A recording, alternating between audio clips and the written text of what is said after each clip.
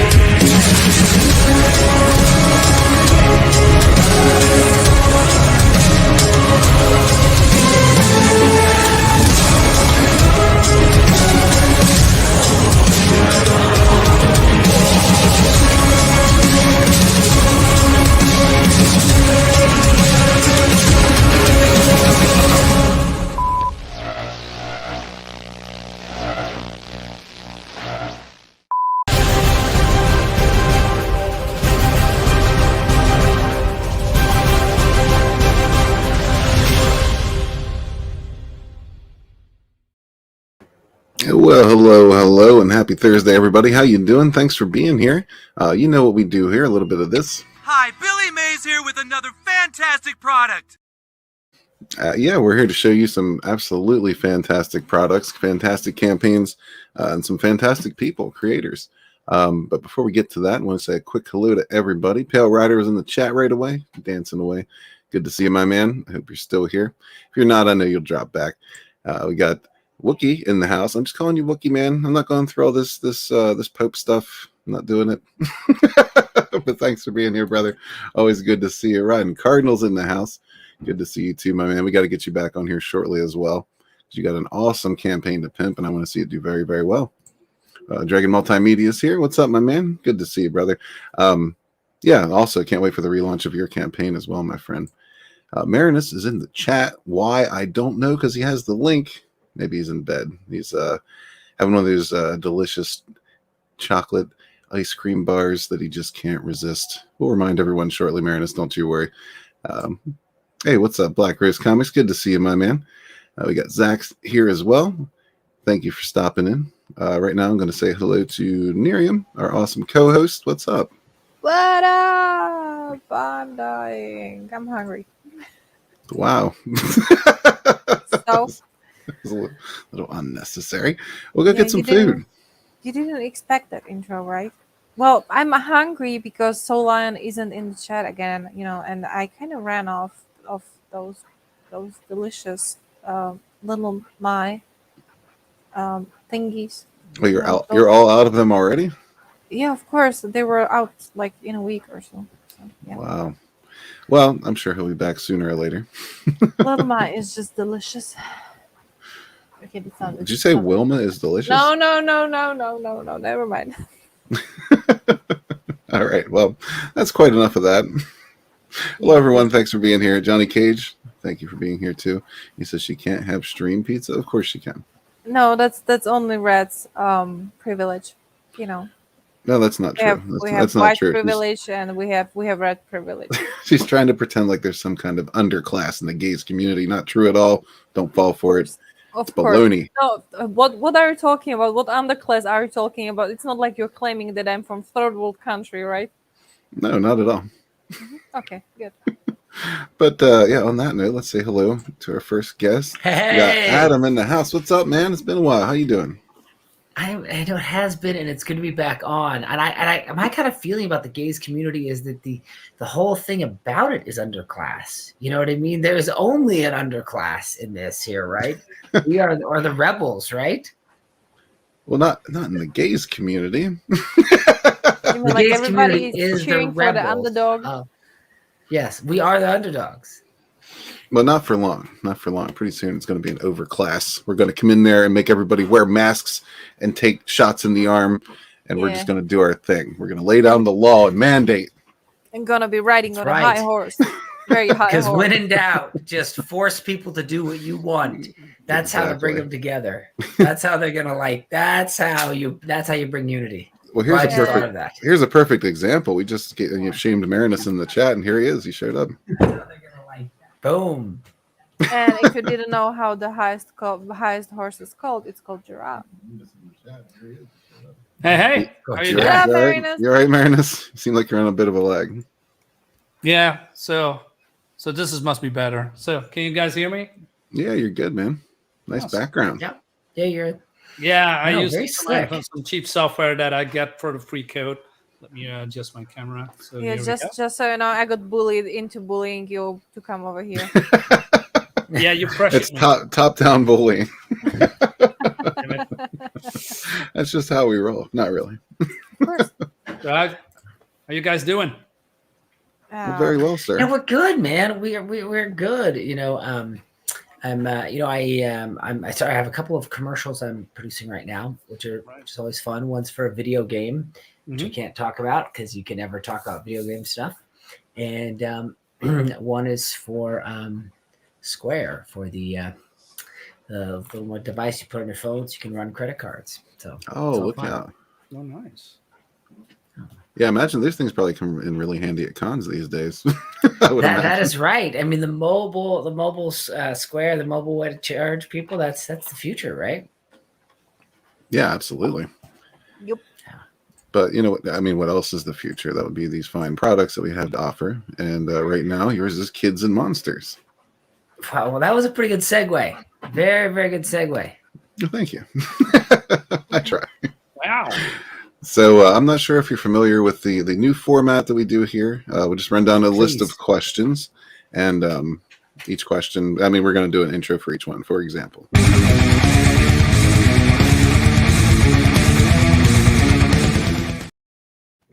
so this is exactly what it sounds like, just your flat out elevator pitch for Kids and Monsters. You would make a great teacher. Yo, Adam, you're right. So, You.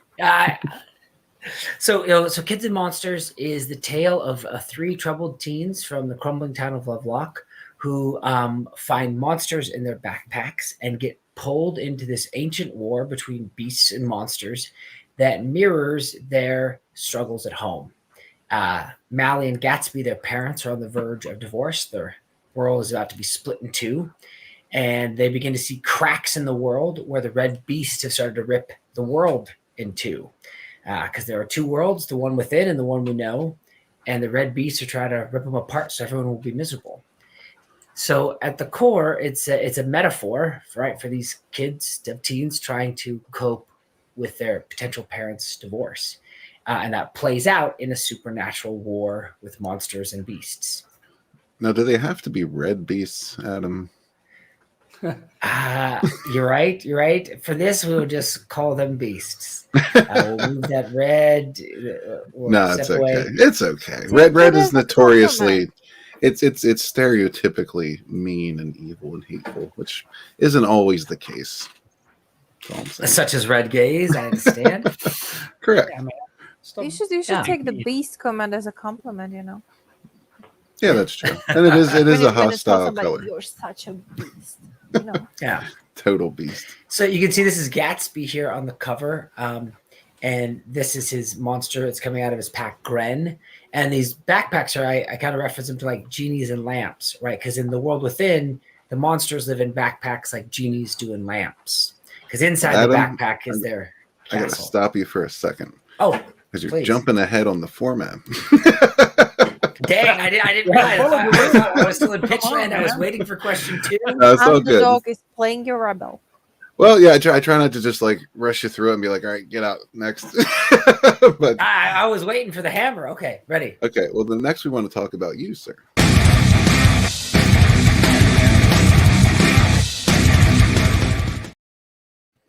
So this is just where we discuss, what got you into the world of independent comics, maybe your history with it, what drives you, what motivates you.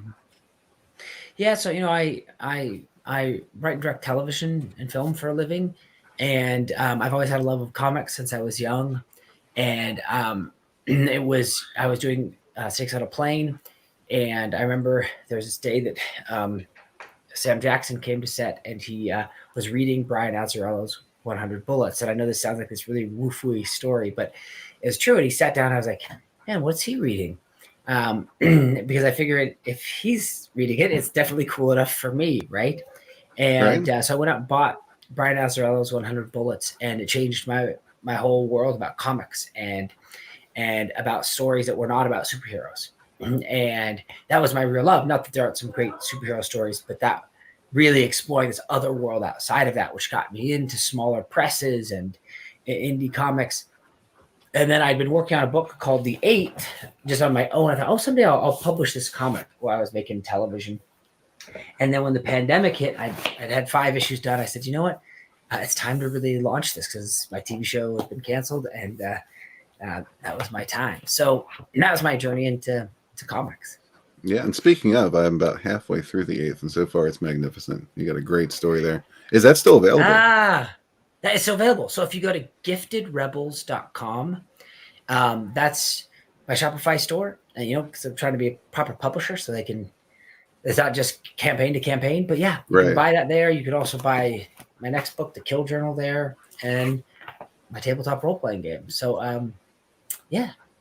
Awesome, man. Yeah, you're a busy bee, man. You got a lot going on, and it's a lot of cool stuff. Like everything you do, I'm interested in. So that speaks to you as a creator. No, thank you. I'm so glad you got the 8, right, Casey? I got Sunsworn as well, and it's funny, we're both partway through each other's work, so I need to hurry up and get that read and then send you my thoughts, because so far it's pretty enjoyable. Yeah, I picked that up a few days ago, and I was like, oh, that's not super thick. I can get through that. And I'm reading and I'm reading and I'm reading. I'm like, okay, it is super thick. I'm going to have to finish this later. And remember, ladies love it thick. They do. That's right. Yeah. Well, that's okay. She lays it down. She doesn't. Well, she tells you exactly what she's interested in. I'm just referencing Vinnieart. I'm just saying. Yeah, blaming on Vinny. Remember that. That's the reference.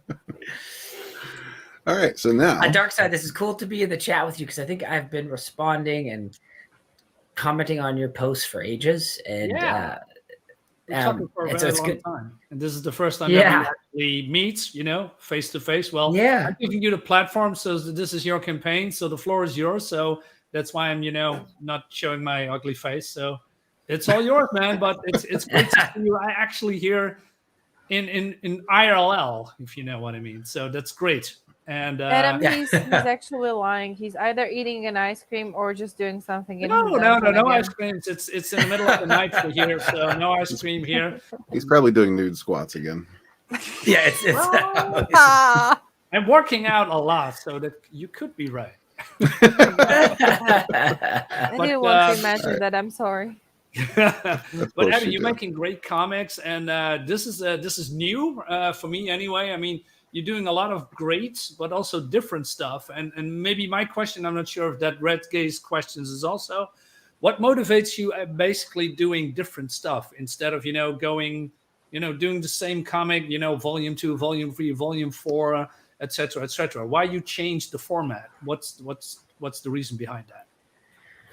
I think 2 fronts. One is I feel like what's exciting about indie comics is the opportunity to explore new worlds and new stories. And I think at like the core, there is a pile of stories I would love to bring out into this world. And like with the 8th, my first one, that I went all in. I did 224 pages and I did one monster book. So that story was told. And so I think that's what it is. I think as a creator, you have lots of pieces inside of you, different parts and different stories. And what's cool is to get more than one character out. At least for me, that's what's exciting for me, is the new tale. Right. And so I don't know if that answers your question. Yeah. You want to expand on the things that you are making, and you have different ideas, and you wanted to show people that you can do different things instead of doing the same thing over and over again. There's nothing wrong with that, of course, but you have a lot of stories to tell, and this is one of them, and I think that's great. Thank you. Yeah. Thank you. Absolutely. Yeah. But yeah, let's learn a little bit about the universe of Kids and Monsters itself.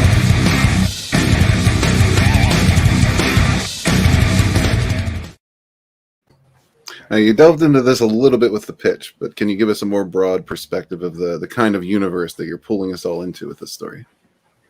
Sure. So Kids and Monsters is set in the town of Lovelock. And if anybody is reading the 8th, that's also set in Lovelock. It is my Castle Rock of towns. And the mythos of it is that there are two worlds. There's the world within, a world you and I don't see, and then the world that we are in now. And they're bonded by these 6 rings that hold these two worlds together. And the red beasts are trying to break those bonds, so it would break the two worlds apart, and then everyone will be miserable. And in the world within is where the monsters live, inside their keeps that we see as backpacks. And they have all sworn an oath. There was this prophet/warrior named Torhild who rallied all the monsters in ancient days and gave them dignity and turned them into respectable, honorable, though wild and crazy. And to stop the red beast anciently. And now they have been freed, and the monsters have to make good on their oath and stand against them. So, and the way that these backpacks work is they're like a sack of holding in Dungeons and Dragons or a genie's lamp. Like, it looks like a backpack, but on the inside, it's really the monster's castle, right? Right. And each backpack holds a different monster, and the kids can't find a backpack until they've overcome a certain weakness that they have about themselves. And that's when they'll be able to see the backpack that's meant for them, because each monster is different, has different powers, different abilities. Nice. And how many backpacks are there so far? So in this story, we have 3 main characters. So this is Mally and her boyfriend Jinsu. And so they get together right at the beginning of the book. Because I wanted this story to be about not a couple coming together, but a couple that's already together, a teenage couple that's then trying to figure out how to go through the complexities of an adventure and still stay together. And then there's her brother Gatsby. And it's Mally and Gatsby's parents who are on the verge of divorce. So in this story, there's these 3 kids that find backpacks, but there could potentially be many more to come. And these are, how do you say, hero backpacks, or are there also backpacks for, I don't know, the villains?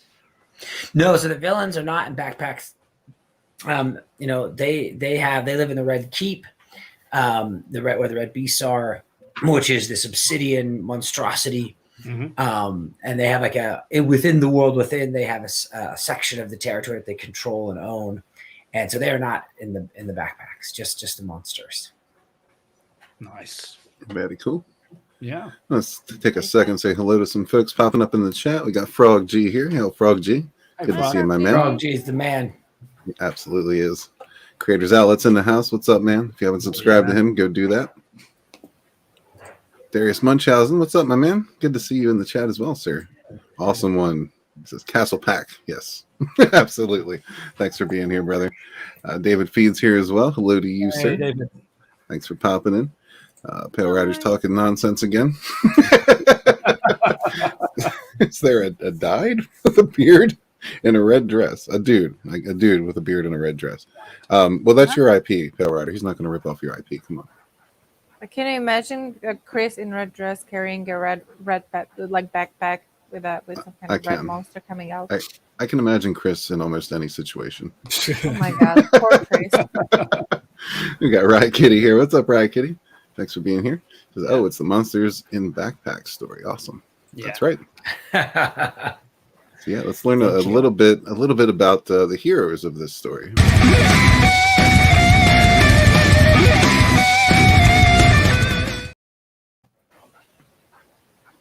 So I think you just told us a little bit about them, but is there more to put on top of that? Yeah. So if you want to scroll down a little bit, we could show a few more images of them. So this is the Red Beast destroying one of the seals that keeps the two worlds together. If you go down one more, you'll see Jinsu and Mally cruising on their skateboards. This is Gatsby when he finds Gren, his monster, who's this woodland alchemist. So to speak of this character, Gatsby is our initial point of view character. It is his voice that we hear in the voiceover boxes. And he is a math head and a Rubik's Cube master. You said math, right? Yeah, he's kind of a not in the same way David is, as you're thinking of the Eighth, but he's more of the bookworm kid and the Rubik's Cube master.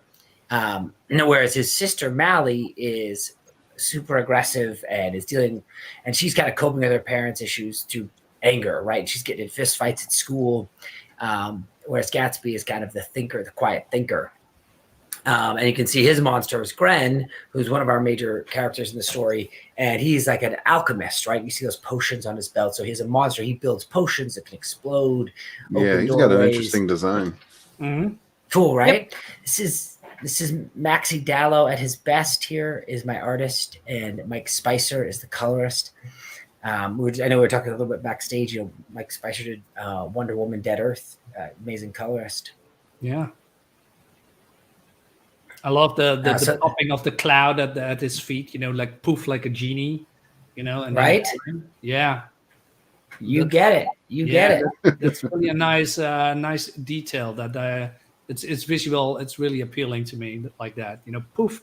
And the monster is there and he talks to this young boy. Great. Yeah. Love it. No, thank you. And then this is, Jinsu, who becomes Mally's boyfriend, and his parents split when he was in South Korea, and then he moved here to the States. And both Mally and Jinsu are extreme skateboarders because it's comic books, right? They don't just skateboard; they extreme skateboard, right? Right. Of course. And that's how they cruise around town and sometimes use their skateboard to smash a beast. And and so he's somebody he's like the mysterious kid at school. Jinsu is. And he gives out his red vines to those that are in his inner circle. That's like a licorice or Twizzler. And you just got Marinus's attention. So it's like after he and Mally get together, right? He's like, want a red vine, and she's like, yeah. And then Gatsby's like, he's like, oh man, he's giving you a red vine. This is the inner circle. And so Gatsby's never getting handed a red vine until later in the story when there's something cool and it's like, red vine, like that, you've been accepted into the circle. So, but he's he knows Hapkido and is a video gamer, and his monster ultimately his name's Kato, who he ends up controlling via an Xbox remote control. Now the other monsters aren't controlled that way; they're allies, but his is kind of unique. And then Mally gets her monster, which is Rage. And if you scroll all the way to the bottom, you can see an image of all of them together with their monster.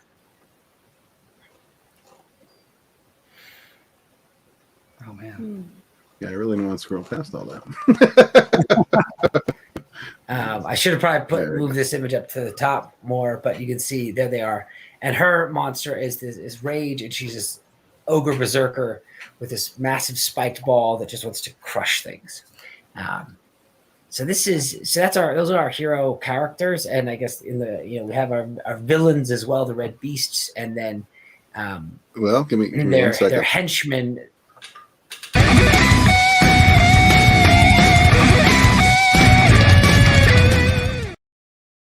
Let's talk about these henchmen.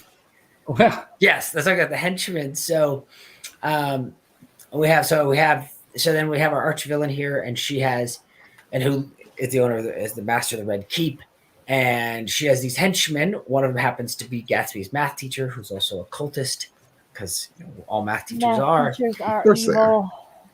And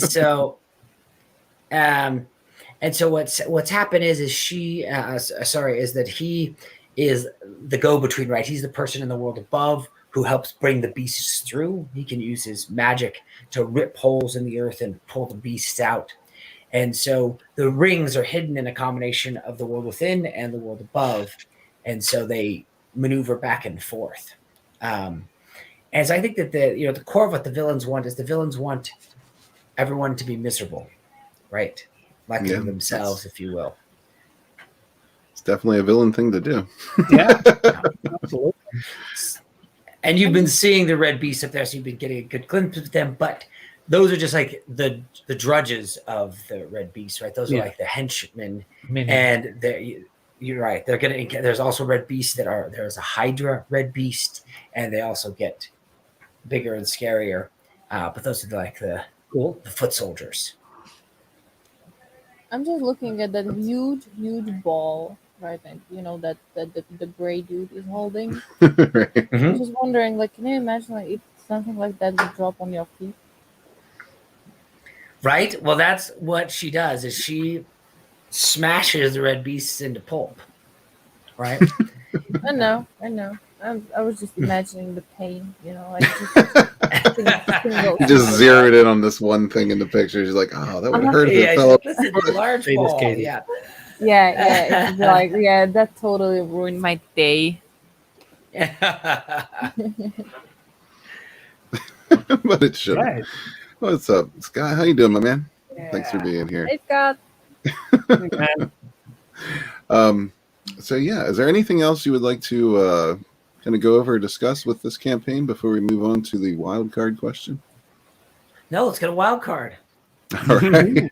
Let's get in. Katie, are you ready? Yeah. Of course, always ready. I was born ready.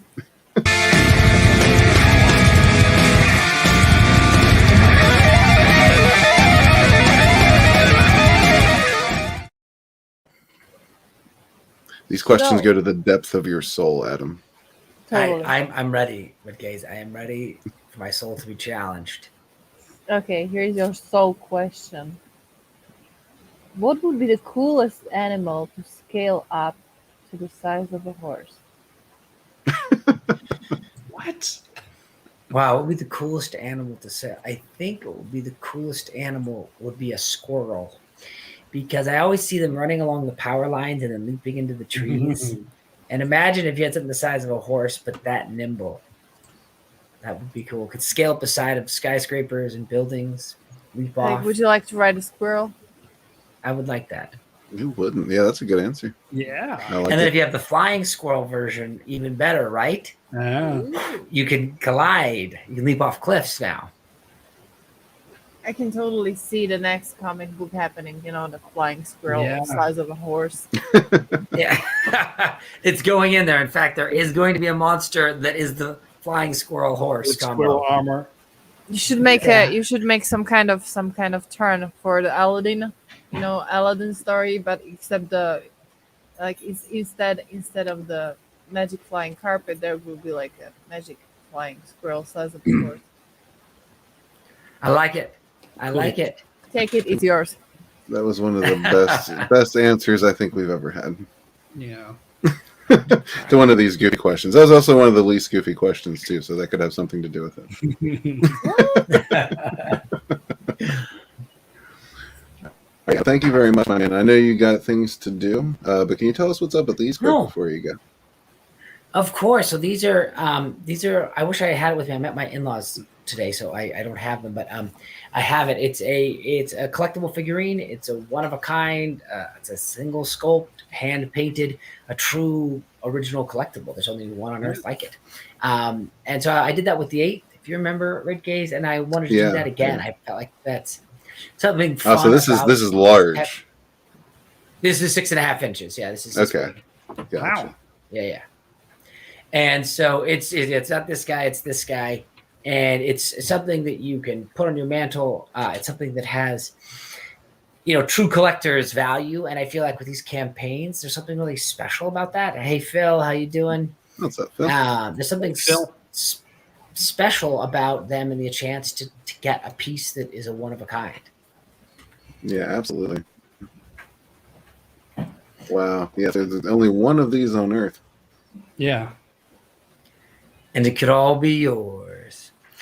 If the price is right. Yes. And it is. Well, thank you very much, Adam. It's good to see you, man. Definitely come back. Totally. That's it. There's only the 6 questions. That's it. We're done. Yep, that's it. This is a pretty kind of rapid fire show because we wanted to get as many creators on at a time as possible. I'm just messing with you, dude. But I'm super appreciative of you having me on board. It's awesome. It's good to see people in the chat, and it's good to see you, man. Yeah, for sure, man. So everybody check this out. The link's in the description below. Also check out, what was your website again? Oh yeah, giftedrebels.com. giftedrebels.com. Yeah, there's all kinds of cool stuff there. Yeah. So all right, man. Thank you very much. All right, take care, guys. Say goodbye. If you want to come back and talk more in depth, maybe we can. I plan on doing more streams here in the future. For now, this is kind of the only one I have while I'm working and fulfilling and all that hoo-ha. So pretty soon. I know, right? I'll go back to doing more in-depth, more lengthy streams. No, it's awesome, dude. I'm really glad I got to be a part of it. Good to see everyone. I'm sure we'll see you out there on Twitter. Take care, guys. Yeah, take care, Adam. Alrighty, guys. So yeah, this looks like an awesome campaign. Definitely check it out. I can say so far, like I said, I'm about halfway through the 8th. It's a really good book, great story, well put together. And Adam's just been out there creating left and right. So yeah, check out Kids and Monsters. I'm sure it'll be just as good. Looks really cool. At the time, probably in the house. What's up, my man? Good to see you, brother. Stephen Walton's in the chat as well. I saw you earlier. Just enough time to shout you out and say hello, my friend. Thanks, yeah, so we're going to bring in our next creator right now. That'll be Mr. Kevin Gunstone. What's up, my friend? Hello there. How are you? I'm good. Bye. Very good. How are you? Hello, and hello, Marin. It's like to actually speak to you. Yeah, we talked a lot on Twitter, and we met, a while ago, right? When you kickstarted a campaign, and then yeah, of course, yeah, right? the updated one, yeah. Then we talked, and then said, "Hey, let's do an Indiegogo campaign, right?" Yeah, and, absolutely. Let's see what happens this time round. Right. Well, it's great to meet you in person. Yeah, no, same here.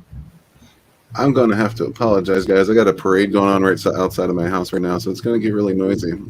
I hope not too noisy. Okay, turn it down.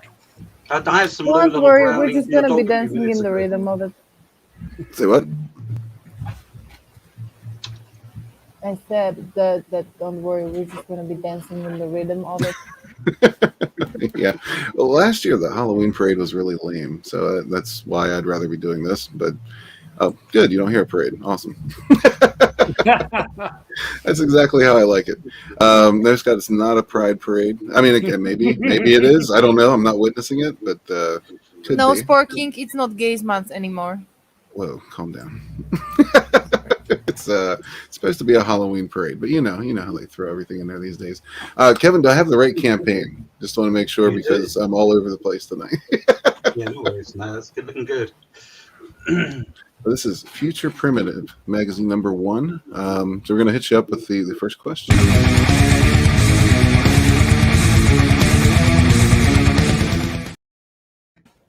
And that's just the pitch. Just a basic elevator pitch of this book, what it's about, what we can be looking forward to. It's basically it's set in the future, in the distant future, about 250 million years, and it's about this race of kind of Neanderthals who were kind of evolved in a strange way, and they've got this kind of odd science going around, and they're kind of fighting to preserve their kind of civilization from this other tribe who were kind of similarly archaic australopiths, and to kind of protect their kind of like power source, which is kind of the whole of what the basis of their foundation is kind of based around. So in many ways, it's about the survival, and it stars the last kind of, or features kind of the last Neanderthal king called Culkin, and it's basically it's his attempt to preserve his civilization. Yeah. That's very cool. And I have to say, I've yet to meet a British creator I don't like, so I feel good about you. Good. Hey, pleased to hear it. It's an interesting topic to go into. I'm not sure I've seen this culture being made into a comic yet. You sound a little bit muffled, Kate. I'm sorry. I'm just having some microphone trouble. I said I'm not sure I've seen this culture being made into a comic yet.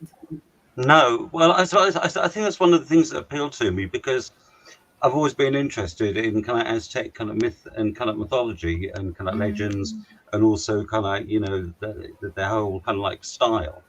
And it's I've read kind of, and a few people have said that a lot of the reason why kind of Aztec myths haven't really been put into comics is because a lot of people find the names difficult to pronounce.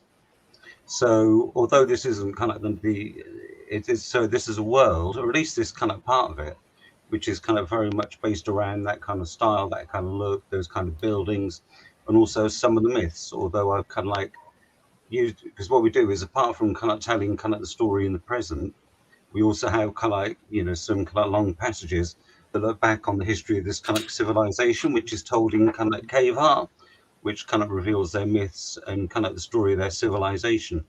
So it was a way to kind of integrate kind of my interest in kind of that kind of those kind of visuals, and also kind of to create some kind of new myths at the same time.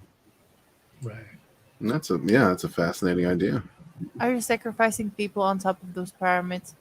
Yes, is the answer. No, they aren't actually. They're relatively peace loving, I guess you could say. But obviously, when their boundaries are threatened, that's when they take on their more kind of warlike aspect. So there are no heads rolling down.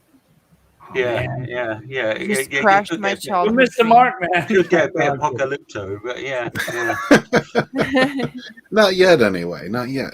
No, yeah. You never know. You never know. Yeah, it's gonna come. It's gonna come. Yeah. There's always a place for improvement. True. I'll bear that in mind for the second story. Heads everywhere. Yeah, gonna overcompensate with rolling heads. Flying everywhere. Yeah, I'm sorry, Red. Go ahead. No, go ahead. No, I really like the look of the book. From the beginning. I mean, Neanderthal people, have sci-fi technology, and battling for their survival. And it looks great. The colors are great. It's extremely cheap, right? It's only $10. You got a printed version for $10. Yeah. Deal, right? It's incredible. Yeah. But Kevin is a better salesman than I am, so I leave the. Well, I don't know if I'll go that far. Well, let's learn a little bit about Kevin.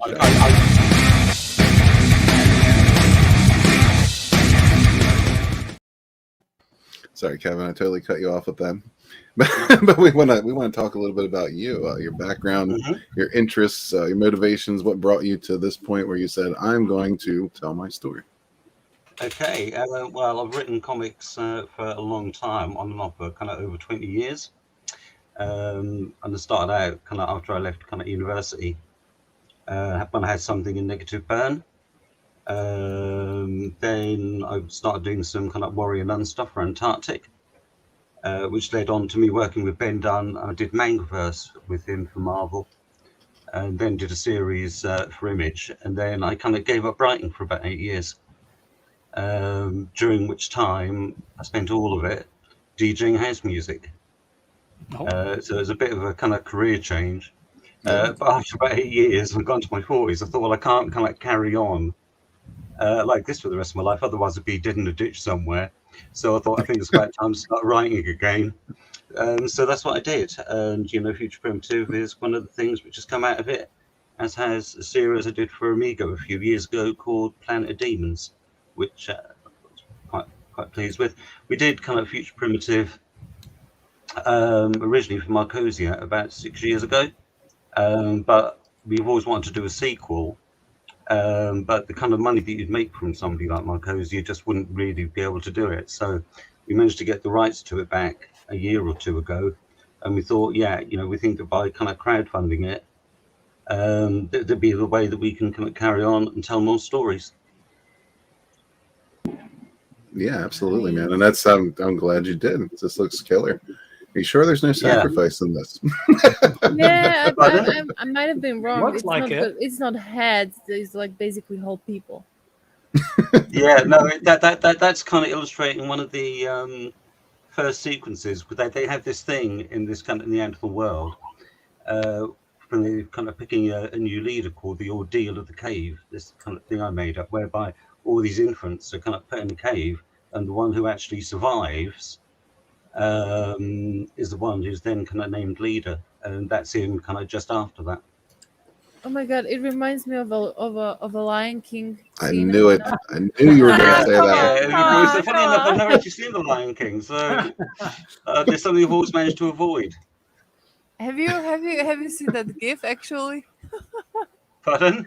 There's a GIF made out of that. I'm not even gonna search for it because last time I searched for a GIF, it kind of went into a disaster. Right. It did. But there's a GIF like when the what was his name? Arasaki or Rafiki or whatever. Yeah, Rafiki. And he raised the new king, right? And in the GIF, he actually threw the baby away. Okay. I'm just saying, like, this could be interesting, like the connection, with the sacrifice. Well, I mean, if I go back to kind of telling any more earlier parts of his life, perhaps I might be able to throw that in or something. That's beautiful. Like, just imagine this story, right? He's gonna raise the child. He's gonna throw him down the pyramid, and he's gonna be like, if you survive, you're gonna be the next king.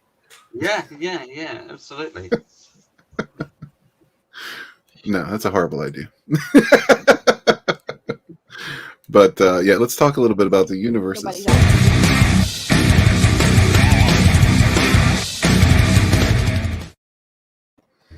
And Katie, this is for you. Man, we're having a dude moment here, if you don't mind.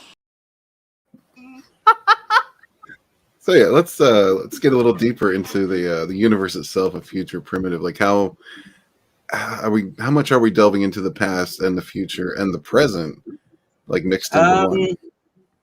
Well, as I say, it's like we got these sequences in there which kind of partly kind of retell kind of the origins of this kind of particular kind of version of Earth.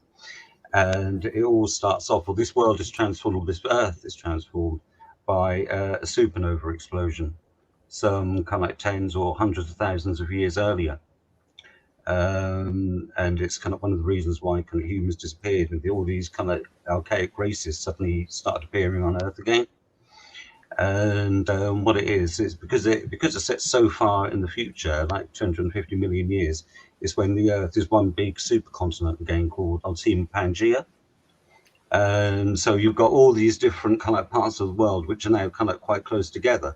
So you've obviously got this kind of like Skybearer world, which is kind of more Aztec kind of influence. And then you've got another one which happens to be also quite close, which is more kind of like Egyptian based. And we see kind of like some of the characters from that in the first story. And beyond that, we've got kind of other kind of like archaic, kind of early kind of like races, all of whom have got kind of religions or kind of visually similar to kind of ancient kind of races on Earth. And the kind of Neanderthals world is powered by this kind of power source called the atom. And what it is, it's this massive, great big containment dome, which is inside this kind of like mountain, which is kind of like stores some of the kind of radiation that kind of like came to Earth. So they use that to power their civilization by like a morphic kind of like field, which kind of extends kind of like a certain distance in order to kind of power their weaponry, kind of any technology they've got. Oh, gotcha. So all their technology kind of has to be in range of this field to function. Absolutely. And, during the story, you kind of make a note that kind of having been there for so long, it's kind of starting to die out and it doesn't kind of extend as far. And, that's a cool concept. It's one of the things they fear that, when that dies, their kind of civilization dies too, which is why they kind of fight to kind of preserve it for as long as they can. Is the power source, is this dying out somehow? Is it an eternal power source? Well, it's kind of dying out because its kind of range doesn't extend as far. So their boundaries keep getting kind of smaller each year. Right. Oh, okay. But as I say, because of the fact that it contains this kind of radiation, which helped kind of transform the Earth, they also look upon this kind of power source as being their kind of creator god as well.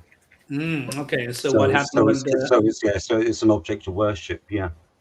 Okay. And then those people know that the power source is dying down or dying up, or not yet? Isn't that? But well, one or two people know, but probably kind of not all of them. Yeah, They're and they probably probably won't aware tell them. that Yeah. they've now got cities at their furthest limits, which are kind of abandoned, and obviously that's because kind of the power source doesn't kind of like extend that far anymore. Okay, that's interesting. Cool. I wonder what happened when the power source is dying down forever. Well, you'll just have to read the first story and find out. That's right, Marinus. That's the story, man. You can't give away the whole story. Yeah, well, I back the book. I want to know right now. Well, you will know when you get the book. Yeah. Marinus, patience. Patience. What's up, Doris? Thanks for being here. Hey, Doris. Good to see you. So yeah, this. Correct me if I'm wrong, Kevin. This doesn't strike me as necessarily the type of book that has heroes and villains per se, but maybe more protagonists and antagonists. Well, I suppose, or somewhere in the middle. Well, yeah, I mean, Culkin is very much kind of like the hero, for want of a better word, kind of the story. Although in most of the things I write, I like my characters to be, different shades of grey rather than just black and white. But yeah, certainly when you meet the people that he's up against, who are the kind of Moon Clan, you realise that there is only kind of one side that you'd probably be kind of rooting for. So yeah, because we've got the kind of Osprey, they say the Moon Clan, who are actually powered by some other kind of technology that's come from a race in the north who we don't see, kind of like in the first story. So, and also they're not quite as intelligent as well. They're kind of like an earlier form of kind of like man. So yeah, but I suppose those are the protagonists and antagonists as you kind of normally think of them. Very cool. Yeah, I was gonna hit the heroes and villains buttons, but I was thinking, well, it's probably tie together nicer if we just kind of flow into it. Yeah. The Daga Outlaw. Good to see you, man. This man has a novel out, and we want you on here, my friend, to talk about it. So hit me up. Next Thursday is yours. Yeah, man. Ryan Kitty says I like the title cards. Yeah, I think that's important, honestly. But Kevin, do you have anything else you would like to just kind of discuss about this campaign and this book before we get to the wild card question? I don't know. I'm interested to see what kind of people make of it. It's something which kind of like both myself and Boban have kind of put a lot of time into. Boban especially, he put kind of like his heart and soul into kind of drawing this kind of like comic. And every day or every time more pages came in, I was just always completely bowled over by them. And he's I can see why. Yeah. And we're starting off that kind of like piece of kind of like original art as kind of part of the rewards. And I must admit, if I had any spare money, I'd probably buy it myself, because it's kind of one of the favourite things I think anybody's ever drawn for me, especially kind of the colour version. But as I say, it's a project that we really believe in, and we really hope that people will kind of come along for the journey with us. Yeah. Kevin, I got a question. For those who don't know here, how many pages is it in total? Well, the first comic, well, they're all going to be 52 pages, and there's about 40 pages of story in it. Mm-hmm. And the first story is in 3 parts. So yeah, so it's about 120 pages all in all. That's cool. And is the comic done? I mean, you're speaking about. It's all drawn. It's all drawn, or coloured, or lettered. So yeah, so it's very much just a case of sending it off to the printers once the campaign's over. Yeah. Wow. Well done. That's great. Cool. That's one of my questions that I want to know. Yeah. That's a nice bang for your buck too. Yeah, it's coming. Yeah, absolutely. Well, we kind of believe, because I mean, I know that kind of printing is getting kind of more difficult, kind of in the States and in Europe, and there's kind of paper shortages. But here in the UK, there's a printer where we can get it done, really good quality, a price that makes how much we're asking for kind of like work. So, we believe in kind of giving value for money, or trying to anyway. Absolutely, man. You got a good product here. Yeah, everybody go check out Future Primitive. The link's in the description below. And we are going to let Katie have some fun.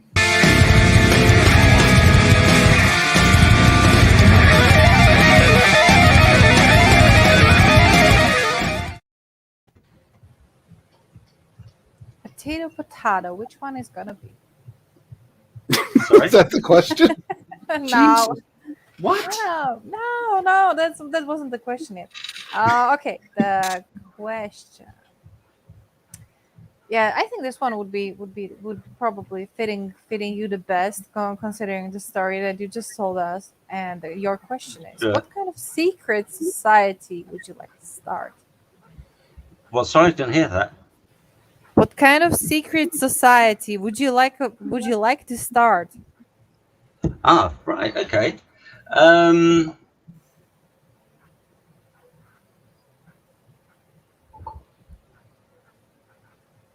I'll probably start a secret society dedicated to the teachings of the beliefs of William Blake. Could you maybe extend that thought a little bit?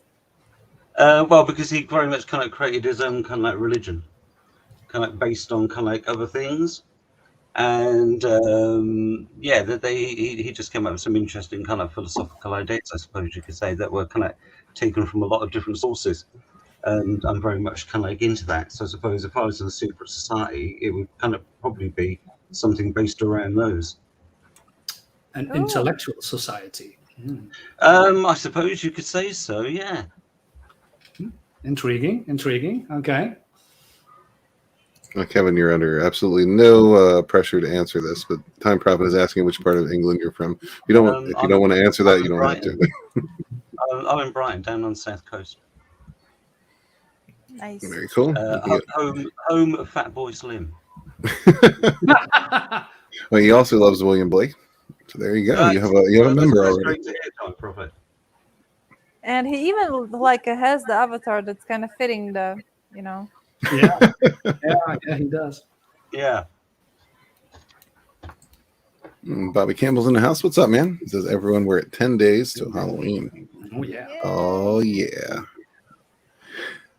Alrighty, Kevin. Well, thank you very much for being here, my friend.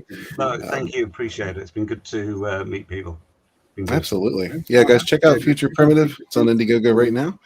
And you'll see Kevin again. You're welcome back here, my friend. I look forward to it. Awesome, buddy. See you later, Kevin. Good to meet you. Good to meet you, Marcus. Good to meet you too, sir. No worries, man. Bye. Thanks a lot. Bye. Good. Bye.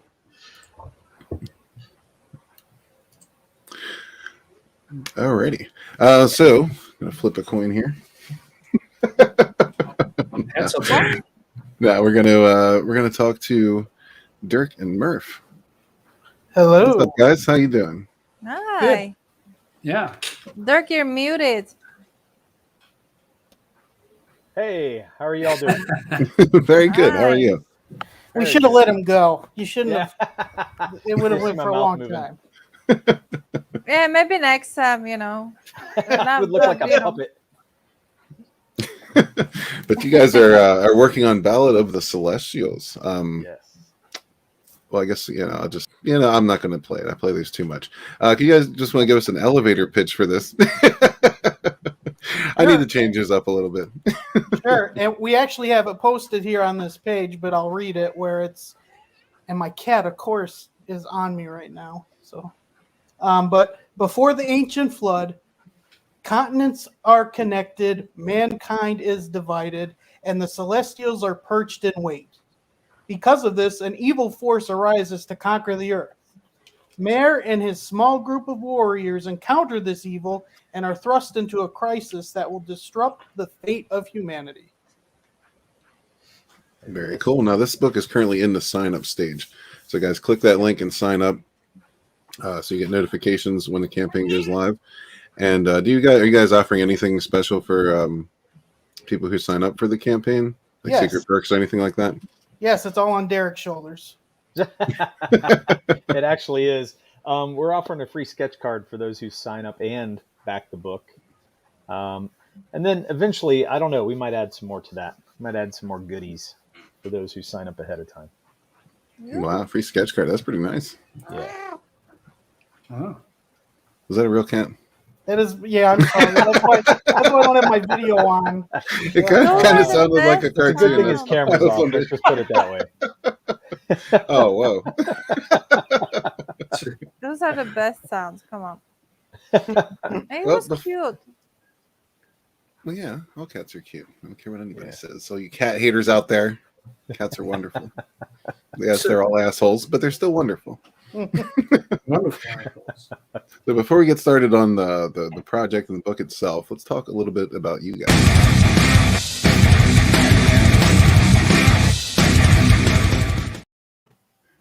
So, like our background, how we met, what info would you like? How I met your co-creator. It doesn't necessarily have to be background or professional background or anything like that. I'm more interested in where these stories come from. Like what motivated you to tell this particular story? Okay, so it started with me going back the year 2000. Lord of the Rings comes out as movies. I knew of The Hobbit, but I didn't know about Lord of the Rings for some reason. I watched that Fellowship of the Ring. I freaking love it, and because of it, I'm like, I want more of this. But I couldn't find any comic books or really anything else close to it. So I started writing a novel, and for like the last 20 years, I've been kind of writing a whole novel till I kind of, found Derek. We worked together, and we were at a training, and he was just doodling Batman that looked amazing. And from there, I kind of slowly shared my story with him and what my influences were, and he loved it, and so he's added a ton to it as well. So it's kind of really what we're going for. Is Tolkien wanted to make a mythology for Europe. We want to make a world mythology, so where they're all connected. Oh, very cool. Yeah, that's world building it's a lengthy process. It kind of just happens naturally, but like it takes kind of forever because as you're fleshing things out. I know, like you come to a point and you're like, oh, well, I haven't really done much with that, and now I got this whole thing to do. So it's kind of cool to see these things evolve on their own over time. So yeah, I'm looking forward to that. Derek, what was your first impressions of Murph? We don't want to go there. I don't think I ought to do that live. So no. As a writer, I loved his story right away because we had a lot of things in common. Loving comic books and things. So whenever we started working together, we just kept talking about that. I think that took up most of our day instead of the work we were supposed to be doing, which was hilarious. But we were just hashing out ideas, and then I said, "Screw it, we're going to draw it." And we just started working on it slowly. And next thing I knew, we had character sketches and a whole bunch of concept art laid out, and just started going for it from there. Well, that's really cool. I think that you guys kind of came together to like realize a dream. Like Murph's been working on this for a long time, and it's really cool how people just kind of come together like that. Like one day, like it might only take that one extra person, that one extra influence, that one extra just batting ideas around, and it just sparks a fire and you got something. Yeah, I'm excited for this. I can't wait till it comes out. It's been 4 years in the making, so yeah, it's taken a long time. That's not too long in the grand scheme of things. Right. Well, I think it takes that long to get the concept just going, you know what I mean? Yeah. Well, most of the people I talk to, like myself included, like, I mean, it took me like 17 years to actually get down to writing something, with an idea. Yeah. It can take a while. Because, I mean, you got, at the same time as you have these awesome ideas and you really want to work on this stuff, you got all this real life crap that you don't want to deal with, but you have to deal with. So, yeah, it can definitely take a long time to really get things rolling. But a lot of times that's all it takes is to get things rolling. And once it starts rolling, like it, just keeps snowballing from there. Right. And writing a comic is way different than writing a novel. Oh, yeah. Interesting. As we were going, we found out a lot of things like, hey, yeah, that works in a book, but that doesn't work in a comic book, and it's a very interesting process. Yeah, you definitely have to. You kind of have to trim a lot. Like, I mean, you can just go into as much detail and depth as you want in a novel, but a comic, you gotta kind of keep it moving. So it's more challenging and easier in their own ways. Strange. But I had to pare him back a lot. I had to pull him back and just say, "Look, I can't draw all that. It's not going to happen." What did he originally come? Colors. What's that? That I like the colors. Oh, thank you. Oh yeah. So this is Dio Lima. He's based out of Brazil. He's a great colorist. We found him, I think, through Facebook, which was very odd because I don't get on there a lot, but I just saw his work and loved it. He's actually doing the company men for Kemosabe also. Oh, cool. He's doing a great job. Yeah, he definitely is. So yeah, let's get in depth a little bit about the universe itself.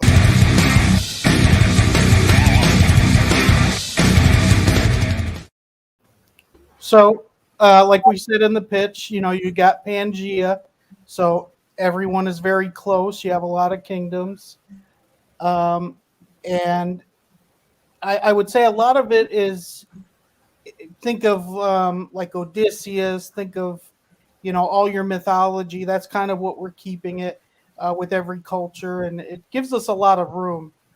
Basically, where our main hero, his background is kind of what Celtic or Scottish, but we're really making our own world. Like, we could use Thor and Hercules, but they're not going to be in it. These are all going to be our own characters.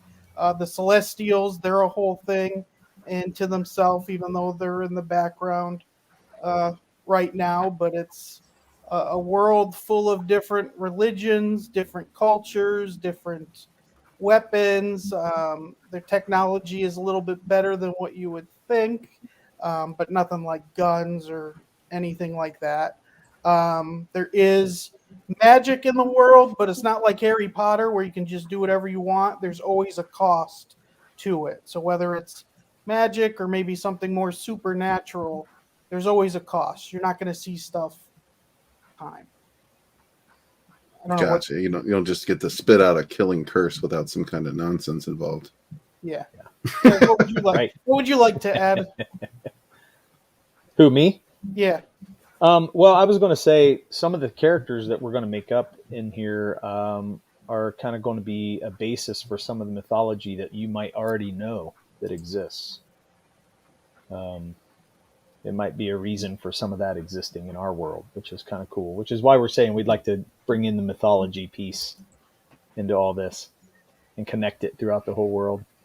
Yeah, people know about Greek and Roman mythology, but people don't know, like, the Celts had mythology, and the Middle East has a whole thing of mythology.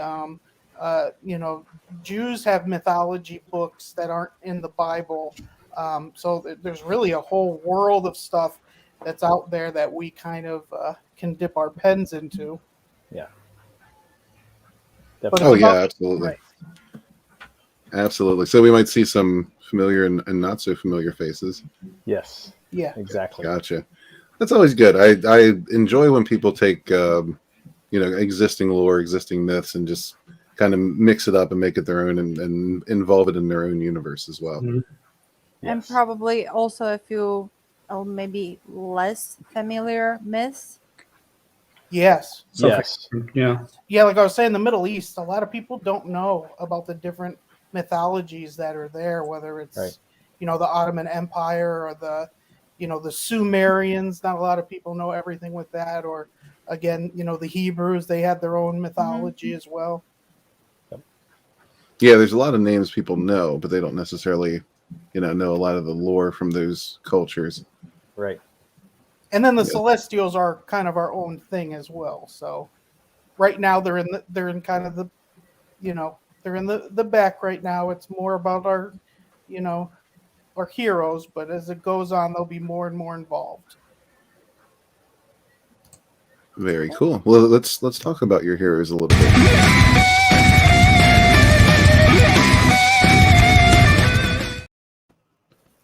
So we've got 5 heroes. Our main hero is Mare. You can kind of just see the top of his head there as that big thing of fire is blurring him. We don't really have a good picture of him on this page.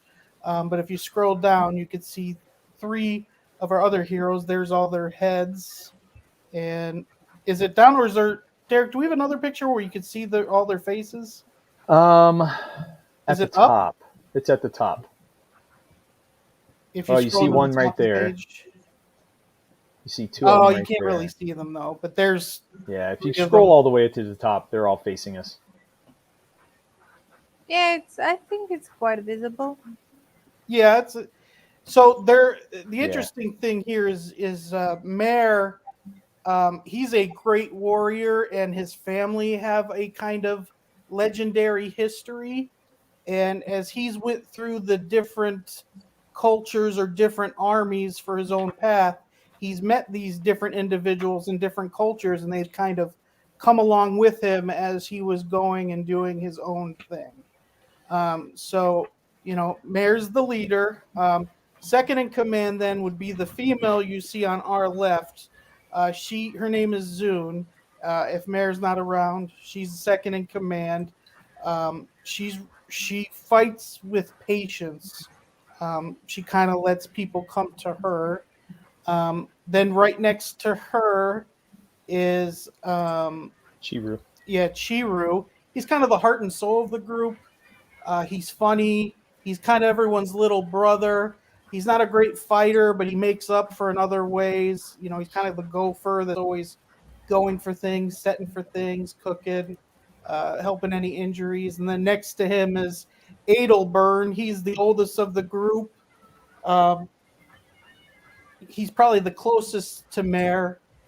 He's given him a lot of input, but the only thing with Adelburn is he doesn't have good emotional regulation.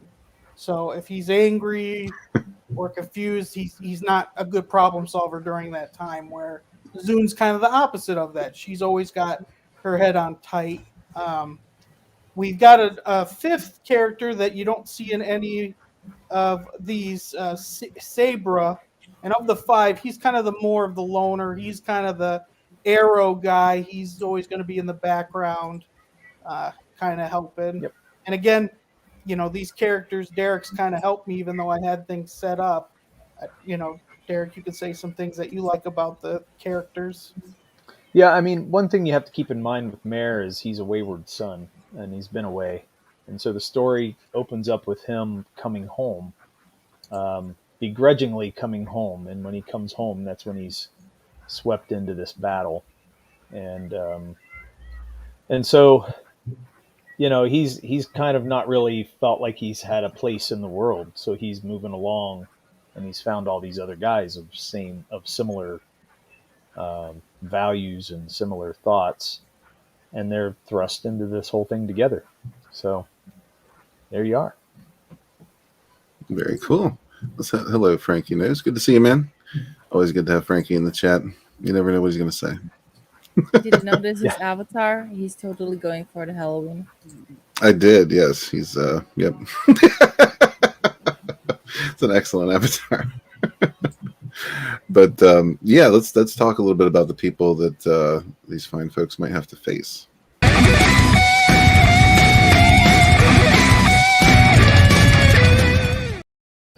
So in this book, we kind of have 2 different sets of villains going on. Yeah. Basically, our first comic here, it's 27 pages of nonstop action. It's kind of the first act of like a 3-act movie. So at first, there's this group kind of tracking and hunting our heroes because they find something important about our heroes here. And as they're going towards Mare's home, they kind of find this army that's there to kind of destroy his homeland, and they kind of intercept them before they can get to that kingdom. And so that's kind of a group of people that they don't believe people should be living behind walls. They kind of have this religious belief of you should just be out in nature. Humans aren't meant to kind of be in boxes. So they're trying to destroy that. They're anti-border wall. Yeah. Yep. Well, they're anti-culture too. They don't want a lot of cultures coming together. So, yeah, there's a little more motivation there.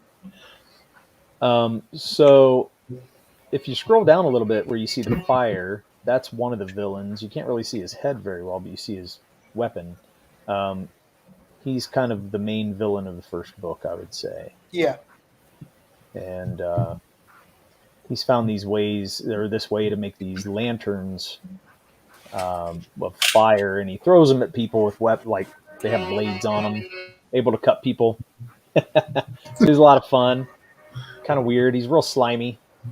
He looks like a slimy fella. Yeah, he's kind of slimy. If you look at his face, like up close, he'll be all sweaty and gross and slimy. So that'd be nice. He's not all there. Yeah. Yep. Oh, do we want to mention the other evil guy there, Kevin? The guy that's like hunting them? Yeah. Like name him or say what he is, or what do you want? Just say what he is or what? We could. So while they're going here, there's a giant that's after him. I think, what would we say, he's about 12 feet? Yeah, at least 10 feet. Yeah, at least 10, probably around 12. Oh my god, there's like 4 Waltons.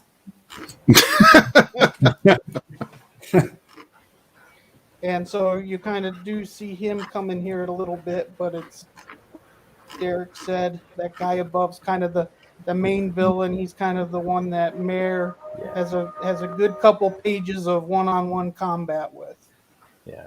You'll see the giant more in the shadows in this book, and then he'll get introduced more as we go along in the story.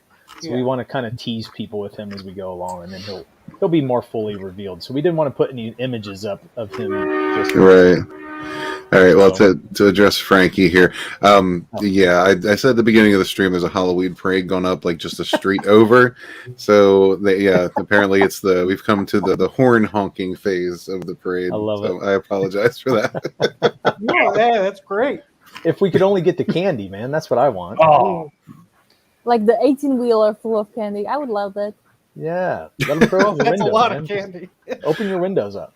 I don't think there's actually an 18-wheeler in the parade. Like I said, last year was really lame. It was basically just a bunch of politicians rolling around on the backs of pickup trucks with a a vote for me flag.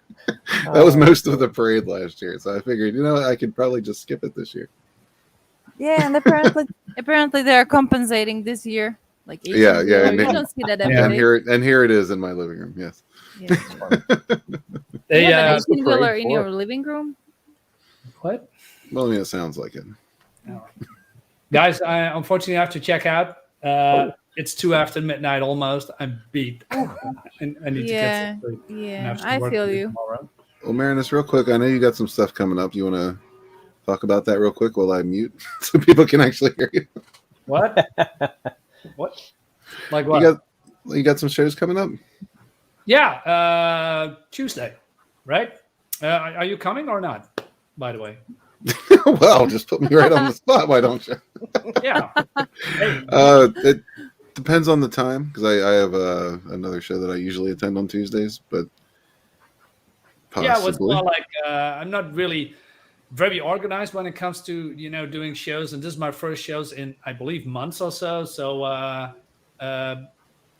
invited some people, and let's see if we have some fun. We're probably gonna have some fun at Tuesday. I don't know which time, because I need to figure out all the time difference with you guys living in different countries. So that's not helpful at all. Yeah, just it is in DM. Hook up, right? That's what we do. Cool, man. So Marinus is going to have a stream Tuesday sometime. So watch his channel all day. Yeah, when it I'll pops make up. an announcement. Don't worry, it's going to be. And that's gonna be very handy, because while you're waiting for him to actually make that stream happen, you can rewatch all his stream, because he makes beautiful unboxing videos. Yes, he does. Check out my Absolutely. channel, Dark Side of Comments. And before Marinus goes, of course, we have to do the obligatory. No.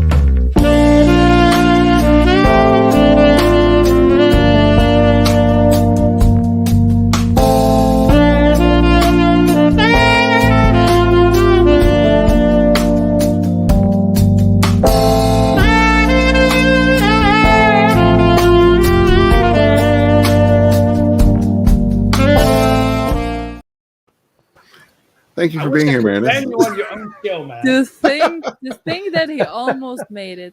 To think that he almost made it. Almost. Was there something special about that ice cream, or It was delicious. That's the special thing. Well, the last time I checked, there was an engagement ring on the stick, so I think there is something very special about that. Wow.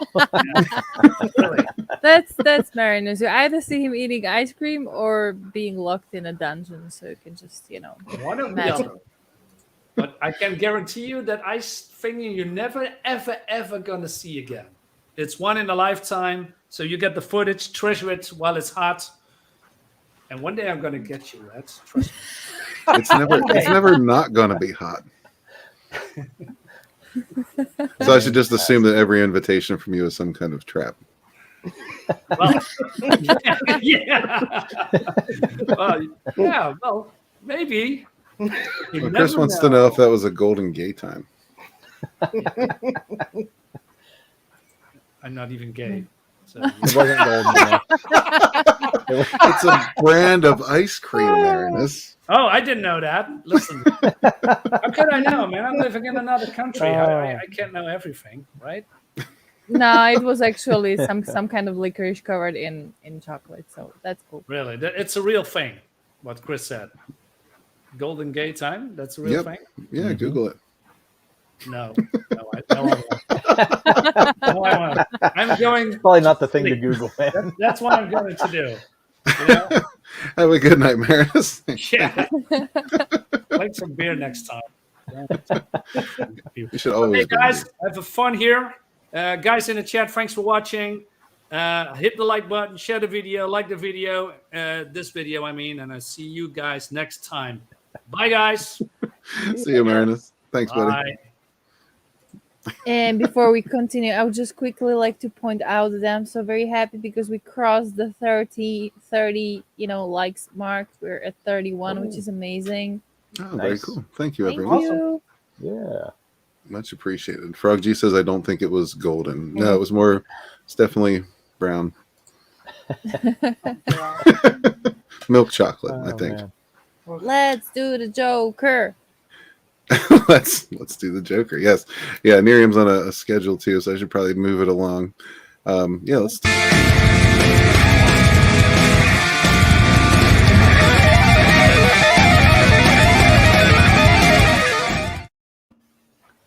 Uh-oh.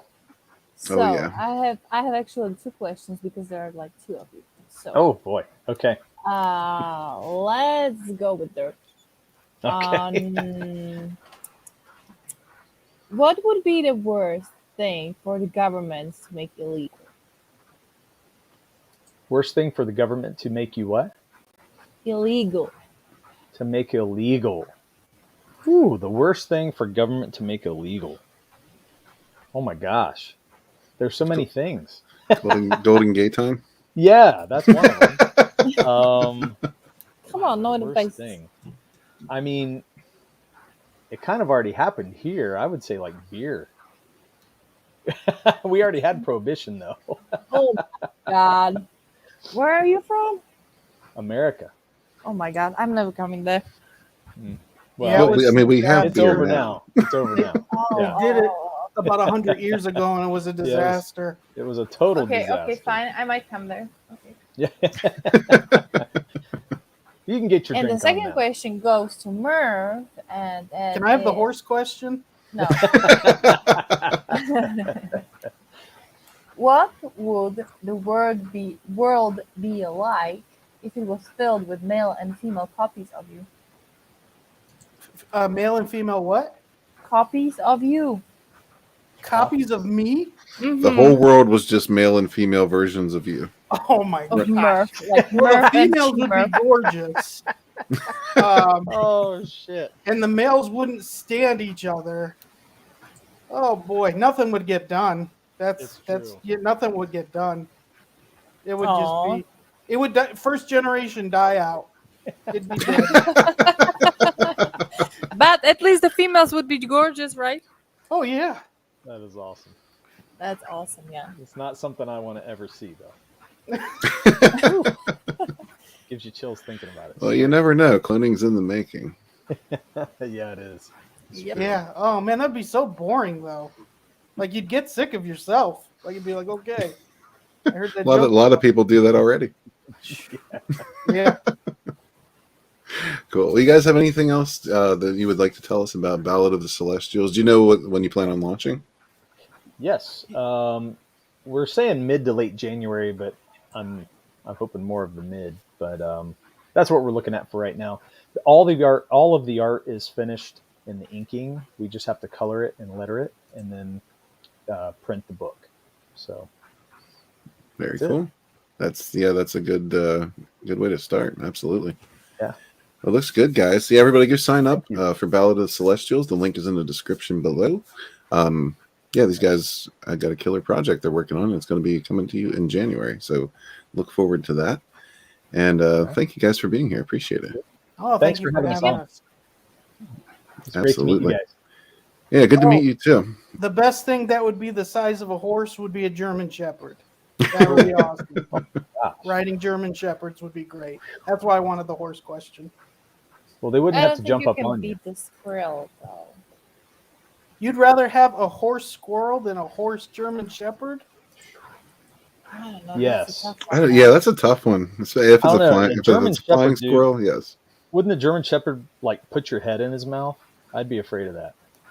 Yeah, but they wouldn't hurt you. They would just nibble on your head. Maybe. Yeah, with that size, that could be fatal. You know. That's right. Oh, That's yeah. exactly I mean, right. they could literally lick your whole face. Yeah. They that And- would make sense. Yeah. And you guys got a YouTube channel you want to pimp out? Oh yeah, Yes. yeah, we do. Go ahead, Kevin. Yeah, it's Murph and Dirk Duke It Out. The link is right down there by Frog G. Thank you very much. Yes, thank you. We're on every Tuesday night, 8 p.m. Eastern American time. And we usually try to get a guest on that's in CG promoting other people's work and kind of have just a fun, good old time just talking about this and that. Oh, very cool. I'm glad to have you guys. Thank you. Hey, thanks. The community's been great. CG all the way. Hell yeah, man. Yeah, I'm gonna click that link and subscribe. Thank you. Yeah, we're battling for that 1,000 subs. We're at. Yeah. Oh, you guys are in the fight? Yeah, we are. Yeah. I think we're like 38, 37, 38, somewhere in there. Yeah, we're not last though. That's right. That's the important part. It is. It's so good. It's given us like 30 people already just for Yeah. being in the race. So it's been great. Yeah, it's motivated us. Yeah. It's very nice. Well, that's Good. really cool. Yeah, that's a cool thing everybody's doing with that too. That is, Yeah, I think that is a nice way to kind of bump some people up and give them a little bit of a push. Channels that people didn't know existed. Like for example, I didn't know that you guys had a channel, but now I do, and you got another Hey, subscriber. good job. All right. That's great. Oh yeah, what's up, thank Keely you. Chow? Good to see you. Thank you guys very much. Yeah, I got to pull Aaron in here. The poor guy's been sitting back there the whole time. Oh yeah. All right. Have a good Thank night, you, fellas. everybody. Good night. Bye.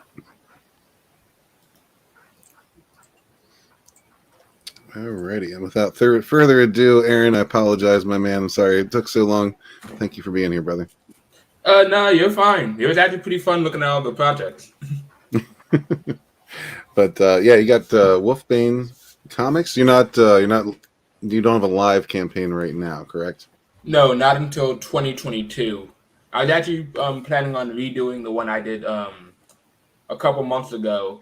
It was my first time doing it, so I figured why not do a makeup campaign? Yeah, man. Yeah, absolutely. Yeah, I always encourage everybody, if you don't make it the first time around, just keep on trying, man, because it's really all about getting around, getting to know people, and yeah. I think the more people that get to know you, the more people that see what you're doing, the better luck you'll have next time around. Learn from Oh, mistakes and upgrade and overcome. What's up, Lakeem Amir? How you doing, my man? Been a while. Good to see you, brother. Lakeem Amir has his own project coming out very soon, so keep an eye out for that. Killer artist, and in general, very cool dude. So thanks for being here, my man. So Aaron, tell us a little bit about, you can tell us all about what you're doing here with Wolfbane Comics, and is it just the Wolfbane book at the moment? Is that what the primary piece you're working on? Oh, definitely. Yeah, that is definitely the primary piece. So with Wolfbane, it all starts. The setting's in this town called Bancroft, and it's pretty much a mundane setting. Not that much happens, but secretly there's this history of the town that's been hidden, and in actuality, this goes throughout the entire world, where it turns out that creatures from like old horror movies, monsters, werewolves, vampires, they all exist, and these people are finding this out for the first time, and it all focuses on how they deal with the information, what they do to try to protect their town, because monsters are pretty much have a reputation for being vicious, bloodthirsty creatures. For the most part, yeah, it depends. You got people like Marinus, who he's an okay monster, you know.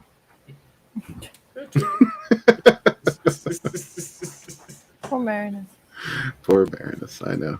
Guy can't even leave and catch a break. Yeah. He's trying to fall asleep, and he's like hiccuping all the time. But I guess, we'll just, why don't we run through the questions here? We'll start with the pitch.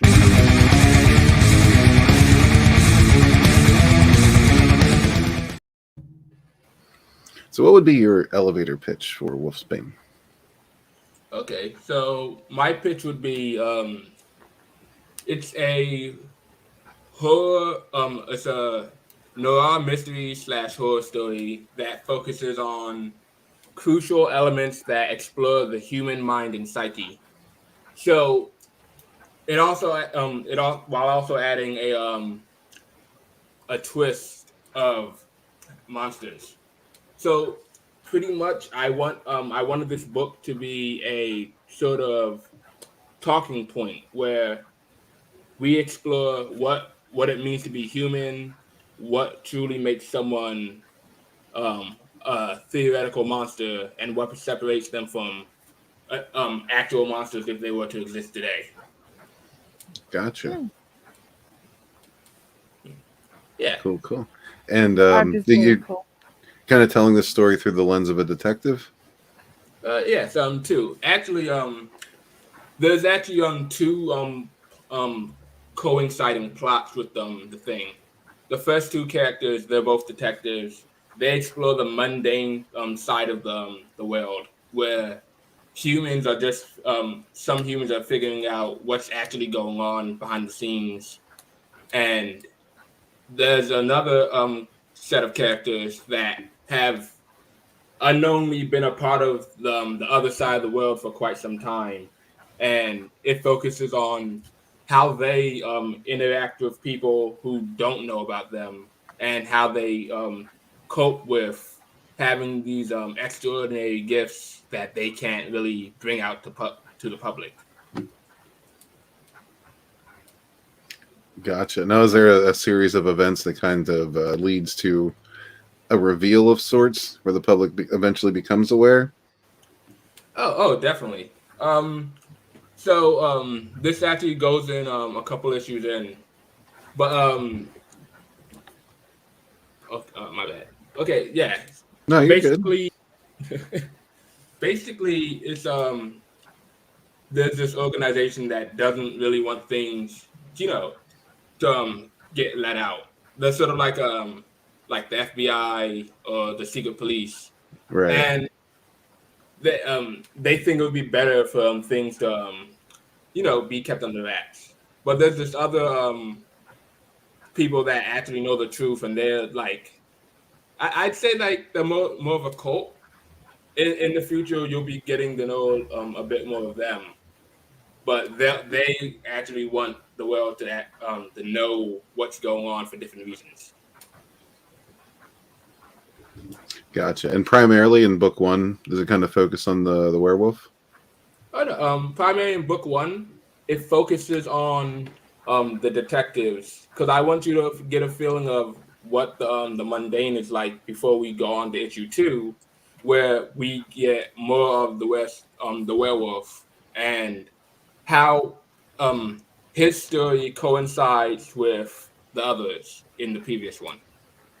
I kind of like it. Like the first book, it's detective, right? The second book, there's a werewolf and a little bit of detective. Exactly. The third book is gonna be like detective is gone. I'd say like the third book. After I introduce both sides, in each issue, I think you're gonna be getting more like bits and pieces of both stories. That way, I can move the thing along and tell a proper, have a proper arc in. Because, actually, no, that actually deals with the other segment. No, that's all right. That's all right. I was just kind of going off the cuff a little bit here with this one, mainly because I don't know, just because it's in the we're not really in the book phase yet, but before why don't we do a little bit of that? So let's talk a little bit about you.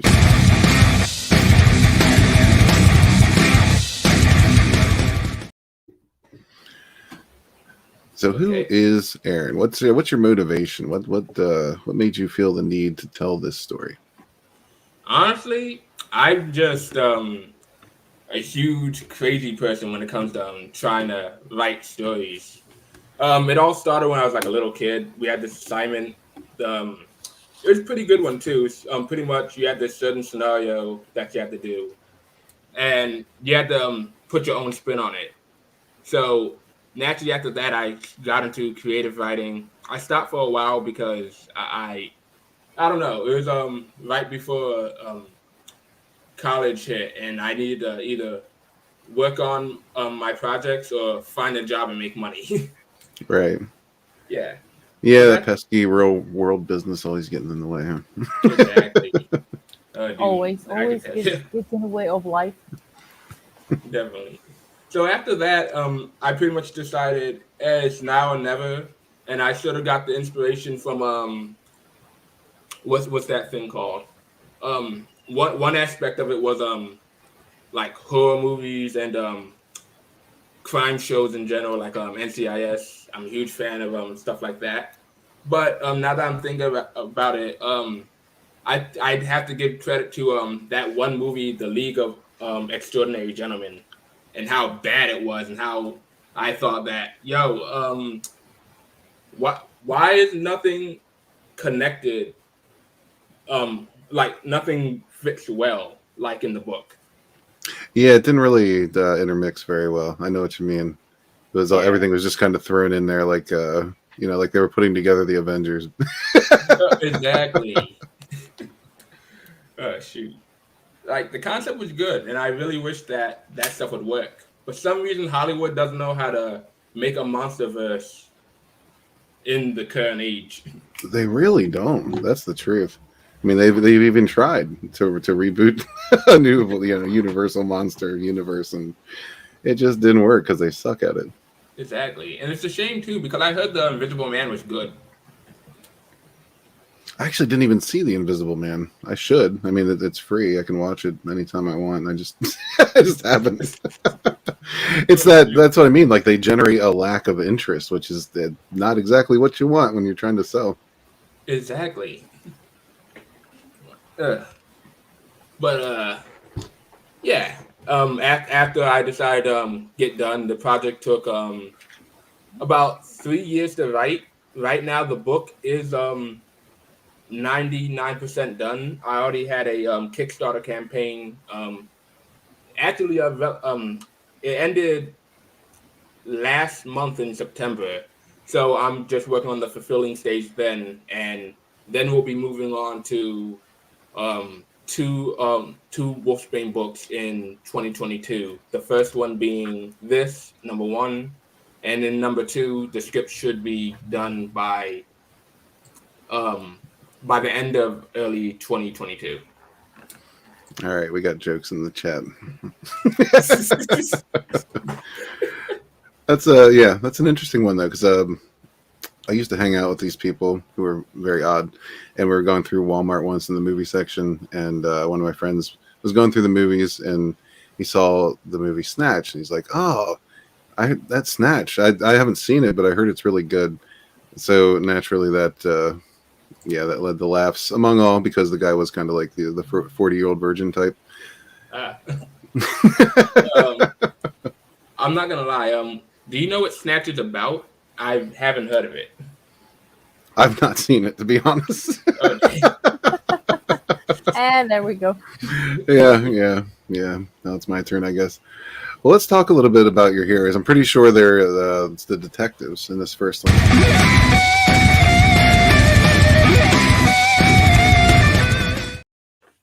So what's their deal? What leads them into this this world of intrigue and supernatural suspense? Honestly, if anything, I would say that the more or less thrusted into it.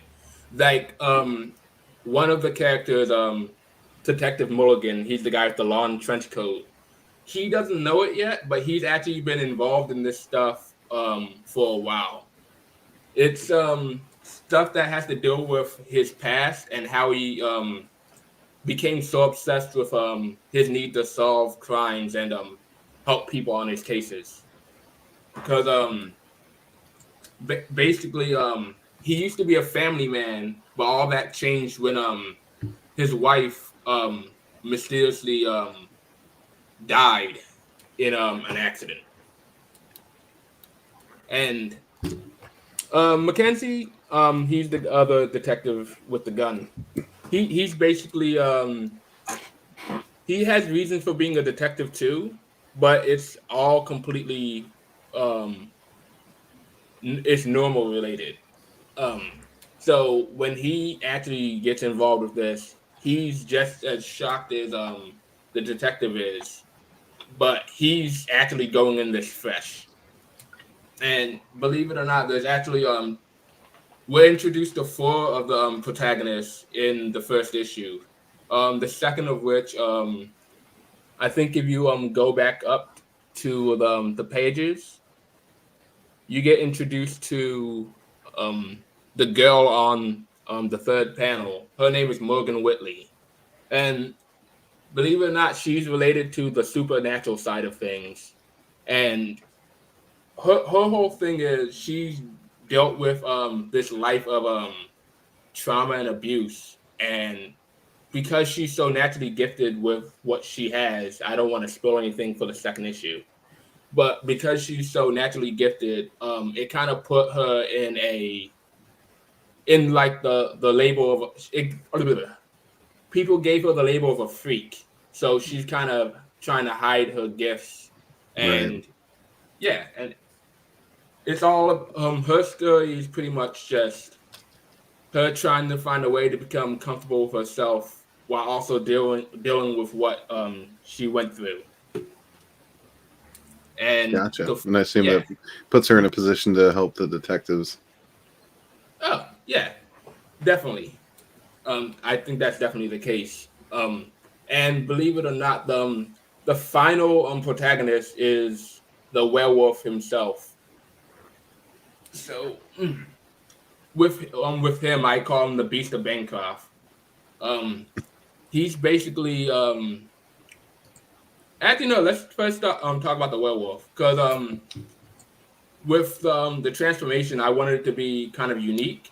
So with this one, he's a natural werewolf. He was born that way, and pretty much his whole thing is like it's like puberty. So you know how with puberty it's like you have to it's hard to regulate, and sometimes you do things that you don't really intend to do or you didn't mean it. Right, or understand what you're doing. Yeah, pretty much. So he has to it's pretty much his story is a what do you call that?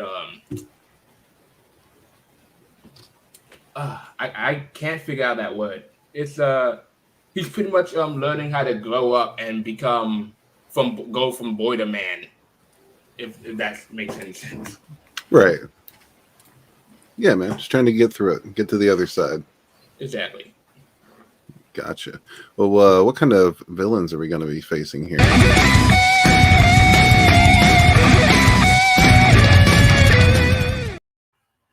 Oh, okay. So the villains in Wolfsbane are pretty much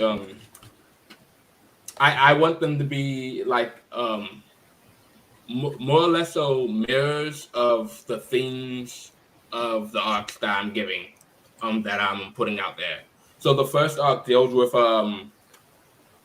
humanity versus savagery. And while you have the Wolfman, who in his core is a good person, he wants to do the right thing, and he's trying to live his life with his curse. You have the monster, who's the main villain of the arc. It's just this mindless savage beast that gets unleashed onto this town, and while everyone's trying to figure out how to stop it, the werewolf has to he's actually conflicted on whether or not he wants to expose himself in order to stop the creature. Gotcha. Well, that's interesting. Yeah, that sounds pretty cool, man. Yeah, thank you. So the monster's a little ambiguous until we get into it. Definitely. But with other monsters, or I'd say a main feature in this book is not. I wish. Or who knows? Maybe down the line. But I as I'm looking at it now, most of the villains in Wolfsbane are more or less human characters, and they pretty much they do things that border between the line of is this really a humane way to go about doing things? Like with one particular villain, he becomes so obsessed with carrying out his mission, sort of like Doctor Doom, where he just does anything that he feels is necessary to complete that objective. It's almost sad that it's almost all the time the humankind, that's the villainous part. Yeah.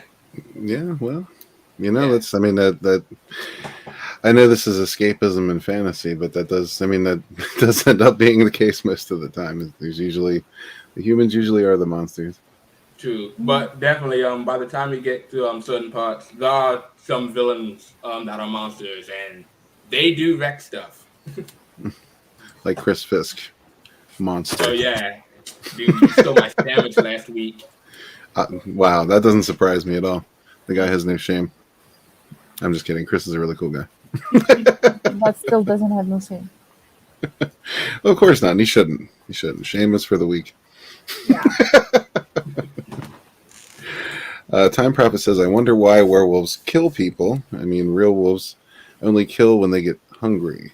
A stray where a werewolf only kill when he is hungry would make a good story.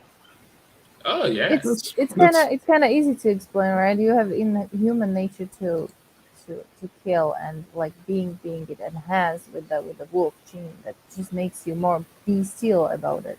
So I would maybe describe it in that way. Yeah, that's a good point. I imagine, a lot of people who discover they have some kind of gift like that might just unleash. Yeah, it's like no one's gonna recognize you, and you're just free, man.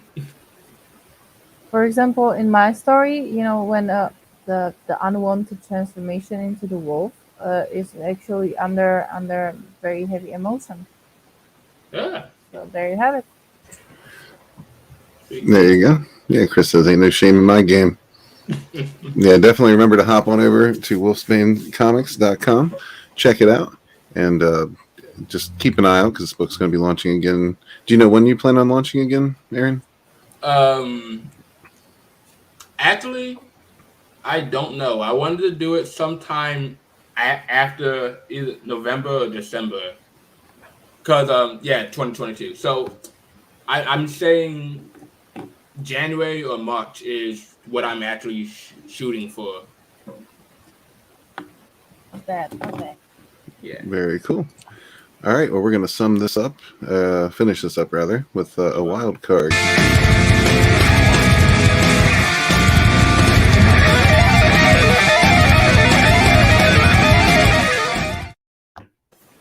All right, Katie, let him have it. Oh, yeah. Okay, which one is the last one? Okay. But two totally normal things become really weird if you do them back to back. I would say eating a peanut butter and jelly sandwich, and then straight after eating a T-bone steak. Oh yeah. Okay. But we kind of like matched with the eating part because I was like eating an ice cream on a salad. Yeah. Wow, you're really quick with that response, man. Oh, that's the first thing that came to mind. Nice.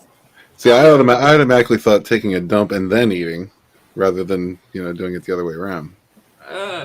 Just imagine doing it simultaneously. Oh no. There's people who do. I can't say anything, but I know someone who does it. Oh my! And he's told me that. Yeah, exactly. Ain't no shame in my game. Cool, man. Well, thanks for being here, Aaron. Yeah, everybody check out wolfsbanecomics.com. And the comic is going to be launched again next year. So keep an eye out for that very early. Thank you, everybody who's come to the chat. Thank you very much for being here and participating. You guys are awesome. Also, definitely check out Chris's book, Infinitale Chronicles, The War of the Trees. Yeah, he's doing awesome work over there. And I can't praise this man enough. Like, Chris is somebody I've gotten to know and really like a lot. So yeah, definitely check that out. What? He threw an amazing comment in the chat. Oh, well, this is all coming back to simultaneous things. The question was back to back, so that's the problem.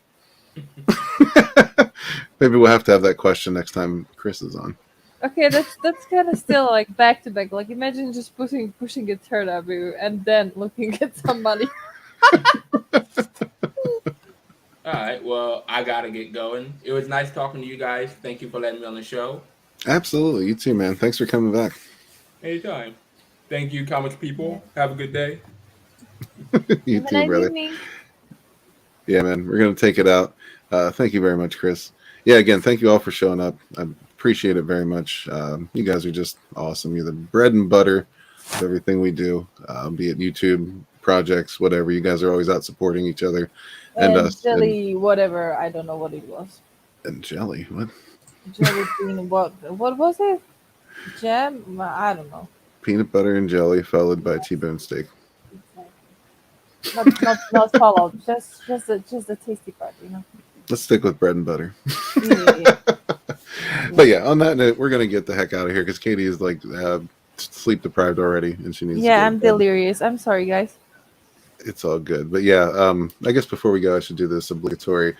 Make sure you check out Bonds if you have not yet already. The links for all of these are in the description below. Oh, of course it's obligatory. Just like Sunsworn is also still in demand and fulfilling very, very soon. Already got some boxes packed. And we're going to be shipping those out here very shortly. So if you haven't gotten on board yet. How come you're so hyped about your project and not about mine? That's unfair. What? There. Come on, hype it out. Hype it out. Well, I got 2 more Bonds packages ready to ship tomorrow as well. So yeah, you can do it. You can do it. There's limited quantities available, and Katie's just trying to get out of pitching her own book. Also, check out Shadow of the Kraken, which is in demand, and Vinny's working hard on this. I think he said he's going to be done somewhere in the neighborhood of December. So yeah, if you haven't checked that out yet, I mean, you know Vinny, you know what kind of quality he puts out. So yeah, check out all these awesome campaigns. We got Tommy in the chat. I had the chat turned off. What's up, Tommy? Good to see you, my man. Thanks for stopping in, brother. Johnny says the sass in this woman. Yes. That's all myth and legends. Not true at all. Looks like somebody's on the rag, huh, man? That's not true. Come on, I would have to be on a rag every week. I don't know what you're talking about. I know. Yeah, Tommy, unfortunately, this is it, brother. Sorry, we're just wrapping it up here. And we're really bad at doing so. But yeah, check out all these great projects. Everything in the description, check it out. We got the Rogue Entertainment channels down there too. If you haven't subscribed to them yet, please do so. Check out their content as well. And yeah, Saturday's going to be a big stream on Stephen Walton's channel. He's going to have NyRiam as a guest, and we're just going to kick back and have some fun. So and just make sure that you stay tuned on this beautiful and epic battle of Sporking and Walton. Oh yeah, they're on the race to 2,000. I think it's really just Sporking racing, and Walton's just like whatever. But yeah, Yeah. So I'm saying subscribe to both of them because they're both awesome guys with cool channels, and subscribe to Tommy as well. Don't forget. And on that note, I'm gonna hit this outro before we go on for another half hour. So thank you all again. You guys are awesome. We'll catch you on the next one. Peace. Bye.